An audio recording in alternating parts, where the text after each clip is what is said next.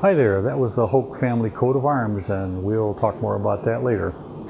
I'm Terry Hoke, son of Roy Hoke, who is the son of Vern Hoke, and he's the son of Old Bill, or William Enos Hoke. Now, Old Bill was the son of Robert Hoke, who was the first Hoke to come to the Vigo County area. Now, as you may recall, there was an Indian in our background. Robert Hoke's wife and Vern Hoke's grandmother was this Chickasaw Indian. He was the first one to come to Vigo County. So we're going to talk about them later on. I've been interested in and working with family genealogy for about 30 years. When I lived in Idaho, we were not far from the LDS, or Mormon Family History Center, and I thought it would be an easy pick just to go down there and copy everything, but turned out it wasn't, and I've been messing with it for 30 years. I could easily mess with it for another 30 years, but I decided to record what I knew and what I've discovered and get it on a DVD. Now, if I wanted to be, genealogy is just not an exact science, but if I wanted to be precise about it, this would be hours and hours long. So I decided that we should maybe just summarize things and avoid the long genealogical tables, which would probably be fairly boring. So I should be known, first of all, that our name, H-O-K-E, is really fairly recent. It's probably from the 1800 census. In antiquity, it would have been called H-O-C-H with an umlaut over the O, or it might have been called Hock, H-O-C-K, or H-O-O-K, and there's a number of other variations in it. So this DVD is going to be divided into 4 parts. First part, which is going to follow here, is general family history prior to any documentation. This is going to be based on general information from about the last ice age to about 1400 AD. The second part will be documented family history in Germany, which has written, inferred, or oral history from about 1400 to about 1728, when Johann Jacob came to America. Part 3 will be Hoke history in America, and that starts about 1728 and up to Vern Hoke's family in the 1900s. Now, this is pretty good here because we have a lot of documentation. And then there's also a part 4. Now, I'm not going to make that generally available to everybody because it'll just involve Roy Hoke's family. If, however, you'd like to look at it, let me know. Well, I said we'd start from the end of the last ice age.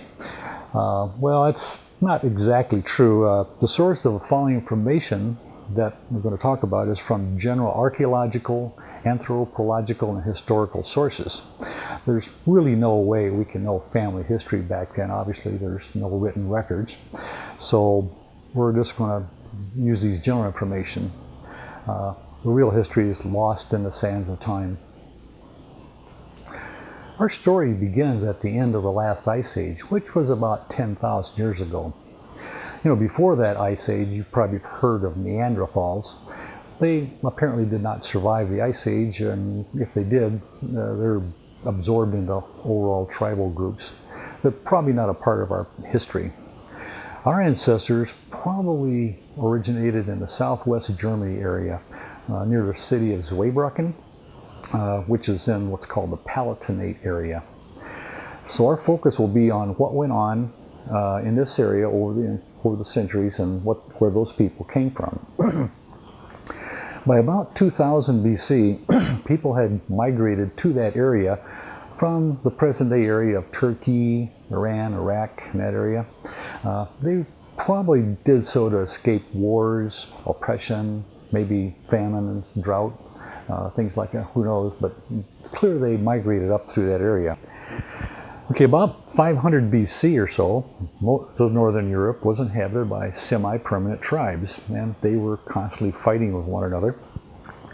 But the general belief among these tribes were that they originated from some earthbound god named Tuesco. They believed that the southern parts of Germany was one group, the central was another, and a northern area was from another tribe. Now, the ones that we're interested in are called the Suevi, or the Sorvians, and they're likely our ancestral group. So these Germanic tribes settled in Central Europe from roughly northern Austria to southern Scandinavia. It's a pretty broad area. Before 300 or 400 BC, there were very few permanent settlements. But by 200-300 BC, 100, 200 years later, most of them were still hunter-gatherers, but they began settling down, and agriculture was becoming a bigger part of their lives. There's no written or tribal records at all, because all their records are oral, until the Romans came there about 200 BC, and they were the first records that we had. So the history of those tribes are really recorded by the Romans. So even though Greek and Roman explorers had come to the area 300-400 BC, we know that they explored the area, but there was really no records they wrote down. The little survives of their findings. Several Roman historians recorded Germania history, which is what they called that area, including Pliny the Elder. He died in the eruption of Mount Vesuvius, interestingly enough, but also a man named Tacitus. He wrote History of the Germanic Wars. Those two items are a source of most of the information that we have from the German tribes prior to about 100 AD. Early German tribal battle tactics were fairly individualized, and the Romans were very organized, so the Romans had no trouble defeating the early German tribes. Roman conquests varied, but Roman rule was generally west of the Rhine River. Our ancestors were probably on the east side of the river, so it's hard to say how much German or Roman culture influenced them, but they were certainly influenced by it. For the most of the time that Rome was present for maybe 500-600 years there. Rome had a major influence on the Germanic cultures. Even so, Rome really considered them barbarians well into 500-600 AD. Most of the tribes remained on the east of the Rhine became free of Roman rule, although they were ruled by their own dictators or tribal chiefs who were probably just as oppressive as the Romans were. So, as you probably remember from your high school history, German tribes finally overran Western Rome. Even though Roman rule waxed and waned for about 600 years over Germany, the Germanic tribes like the Vandals, you probably heard of them, Suebians, Goths, Visigoths, and others, finally overran Western Rome in about 476 AD. Now, in case you don't remember, Western Rome is the part of Rome that was controlled and ruled from the city of Rome. Over the centuries, tribal warriors had adopted Roman techniques in battle and become very effective. So Rome suffered many significant defeats by the German tribes over the years. One of them, I believe, in the forests somewhere up there, they lost 3 legions, which was like unprecedented in Roman history. So once Western Rome began to fall, some of the Germanic tribes who once guarded its borders chose to integrate more with Roman Empire and Roman culture. By about 500 AD, they were highly influenced by that. Once the Western Roman Empire began to fall, some of the Germanic tribes who previously had guarded its borders chose to integrate with the Roman Empire. It thusly increased greatly Romans' influence on that area. Our ancestors would have been integrated. Hard to know for sure how much, but certainly they were influenced by Rome. Now, during the 3rd century, German tribes began conducting those raids on Rome until Goths, Franks took over Western Europe, Western Empire by about 500 AD. Many consider this to be the start of the so-called Dark Ages. Certainly you've heard about that. That would last about another 900 years or so. Even though the Eastern Roman Empire, which was centered off in Constantinople or Istanbul, lasted maybe 1,000 years or so. Our ancestors may have been part of those raids, but maybe not. They were on the eastern side of the Rhine. Maybe they didn't. It's hard to say. But certainly they knew about it and they were influenced by it. There was a Roman emperor named Constantine who converted the Roman Empire to Christianity in about 313 AD.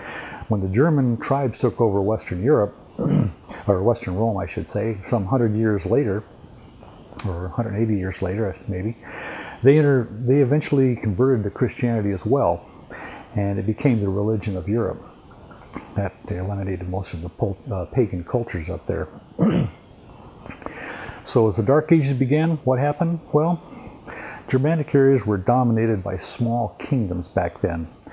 It was a hard time for the common people because feudalism pretty much made them slaves, and constant wars devastated their lands and killed their families. More than 90% of the people were oppressed in these rural areas.